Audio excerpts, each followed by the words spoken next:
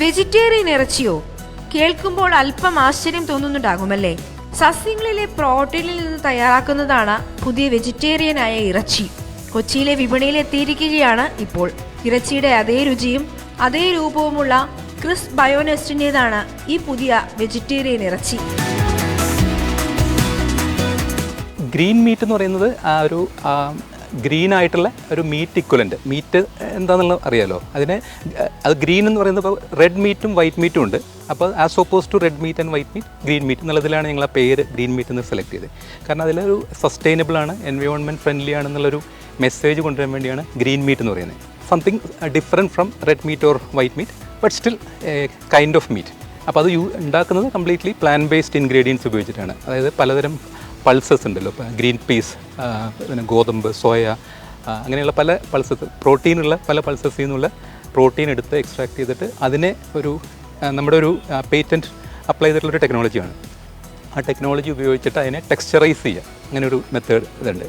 അങ്ങനെ ചെയ്ത് അതിൻ്റെ ടെക്സ്ചർ സാധാരണ പ്രോട്ടീൻ ഒരു പേസ്റ്റ് പോലെയൊക്കെ ആയിരിക്കുമല്ലോ. അപ്പോൾ അതിന് മാറ്റി അതിനൊരു മീറ്റ് ലൈക്ക് ടെക്സ്ചർ അതിനെ കൊണ്ടുവരിക. അതിനുള്ളൊരു പ്രോസസ്സും ടെക്നോളജിയും ഫോർമുലേഷനുമാണ് ഞങ്ങൾ ഡെവലപ്പ് ചെയ്തത്. അപ്പോൾ ഞങ്ങളുടെ ഒരു മ്യൂച്വൽ ഇൻട്രസ്റ്റ് ആണ് ഭക്ഷണം എന്നുള്ളത്. കാരണം നമ്മൾ പല കാര്യങ്ങളും ഭക്ഷണത്തിൻ്റെ പുറത്താണ് ചർച്ച ചെയ്യുന്നതൊക്കെ. പിന്നെ ഒരു കോമൺ ഇൻട്രസ്റ്റ് നമുക്ക് വന്നത് സസ്റ്റൈനബിലിറ്റി, എൻവയോൺമെൻറ്റിന് പ്രൊട്ടക്ഷൻ, കാർബൺ എമിഷൻ കുറയ്ക്കുന്ന അങ്ങനെ ഒരു ഐഡിയ കൂടെ വന്നു. അപ്പോൾ ഇത് രണ്ടും കണക്ട് ചെയ്ത് എന്ത് ചെയ്യാമെന്നുള്ള ആലോചനയിലാണ് ഈ ഗ്രീൻ മീറ്റ് എന്നൊരു ഐഡിയ വരുന്നത്. വിചാരിച്ച അത്ര എളുപ്പമായിരുന്നില്ല, നല്ല സമയമെടുത്തു.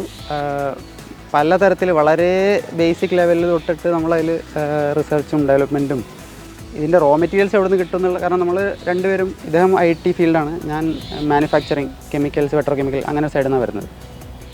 അപ്പോൾ വർഷങ്ങളുടെ എക്സ്പീരിയൻസ് ഉണ്ടെങ്കിലും നമ്മൾ ഈ ഫുഡുമായിട്ട് അത്ര ക്ലോസ്ലി കണക്റ്റഡ് അല്ല. അപ്പോൾ അതിൻ്റെ കുറേ ബുദ്ധിമുട്ടുകളുണ്ടായി. പിന്നെ കുറേയധികം ഐട്രേഷൻസ് ചെയ്യേണ്ടി വന്നു ഞങ്ങൾക്ക്.